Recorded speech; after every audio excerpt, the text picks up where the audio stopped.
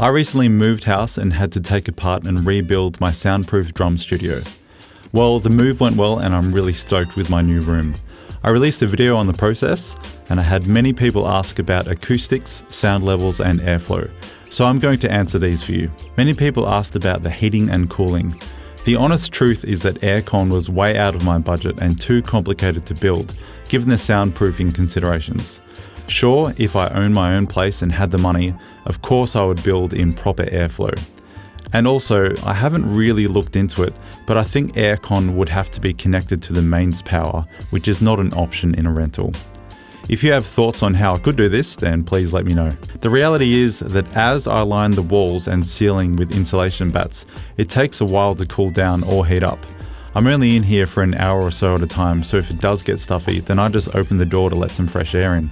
Although it's not the ideal setup, it's fine for me. Now onto the fun stuff, how it sounds inside and out. Before I lined the walls with acoustic foam, carpet and wooden panels, it was just a room with a concrete floor and plasterboard walls. I didn't get a sound test at the time, but you can imagine with all the hard and reflective surfaces, it was very boomy and loud. Now that every surface has been covered, it's a little nicer. For this sound test, I'm only going to use one large diaphragm condenser mic going into my Zoom H6 recorder.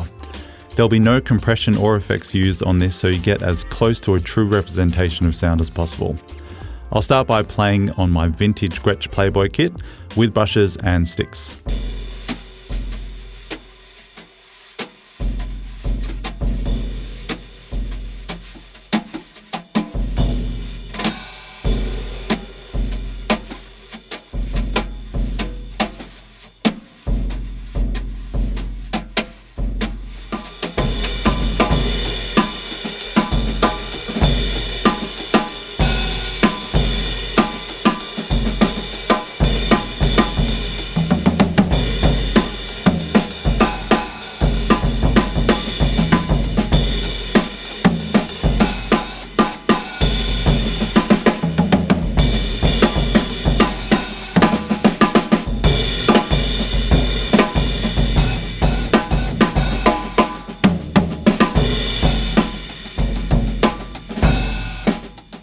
I'll now swap positions and play on my less soprano kit, which is tuned a little lower and punchier.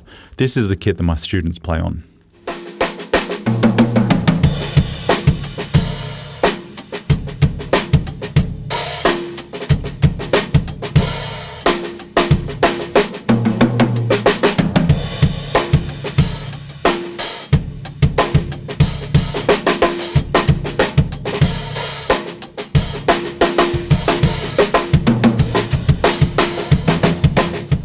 As you can hopefully hear, my room is quite dry in sound, just the way I like it. I'm now going to move the camera and mic just outside the door, and I'll get my good-looking helper to open and close the door so you can hear the difference. Before I show you this next bit, I realised that I set the gain too low on the condenser microphone, and you can't actually hear the drums when it's outside the door. So I had to listen to the camera microphone, and although it's not the greatest sound quality, it actually does a great job of demonstrating the differences in sound level. From this point on, the audio you'll hear is from the camera only.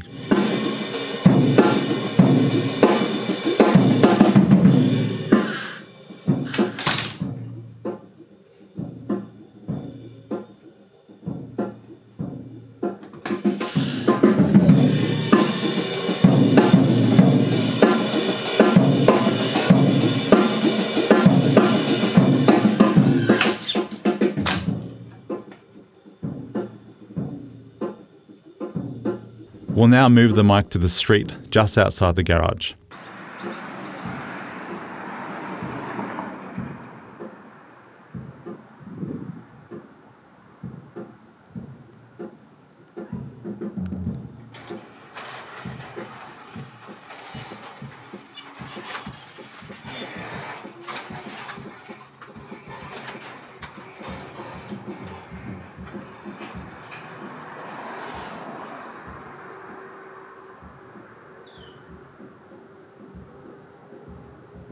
Finally, I'll move the mic inside the house, which will be positioned behind the door that leads into the garage.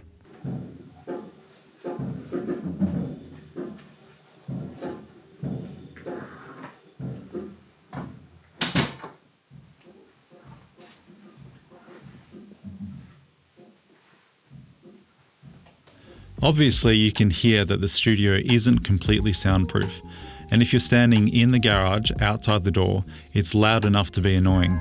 But as soon as you move away, either outside on the street with the garage door closed or inside the house, it's hardly noticeable.